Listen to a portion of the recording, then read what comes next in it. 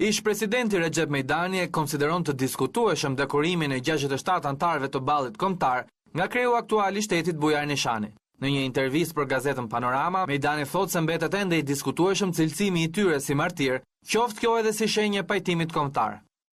A mund të konsiderohen ata si martir të demokracisë, qoftë edhe si shenjë pajtimi kombëtar? Kjo është një çështje diskutueshme, nisur dhe nga vetë kuptimi i dy fjalëve që formojnë atë titull nderimi, veçanërisht kur bëhet fjalë për demokraci, aq më pak në atë kohë. Një problem tjetër është nëse ata do të mund të konsideroheshin si dëshmorë të atë dheut, por në atë rast kërkohej të vlerësohej sa më mirë e drejt, jo në grup, por në mënyrë individuale, veprimtaria gjithë secilit prej tyre në funksion të lirisë, sakrificës ndaj atë dheut, vetë interesave kombëtare nga njëra anë apo bashkëpunimit me pushtuesin nga ana tjetër, qoftë ai edhe për objektiva të qarta territoriale.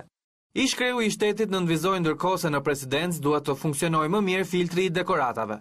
Fakti që u krijua një përplasje e tillë publike e vlerësimesh pozicionesh, shpesh 180 gradushe, tregon se jo gjithçka ka qenë mirë studiuar.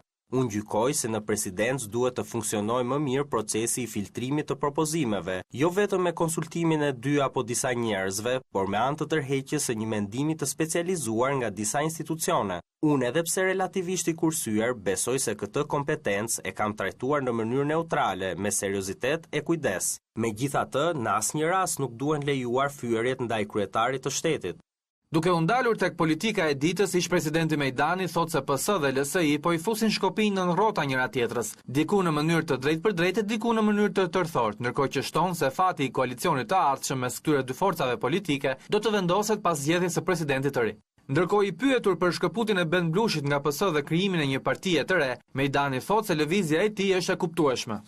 Partia Socialiste e Rilindjes nuk respektoi, madje cënoi rënd një nga kriteret bazë të funksionimit të një partie demokratike, konkretisht zgjedhjen e drejtimit, pra edhe të kryetarit të partisë. Pra, a mund të militohet në një parti të uzurpuar nga kryetari, aq më pak kur ai shpalos pa ndroje, në parti apo në qeverisje, demagogjin dhe gënjeshtën, arrogancën e cinizmin? Unë them se jo.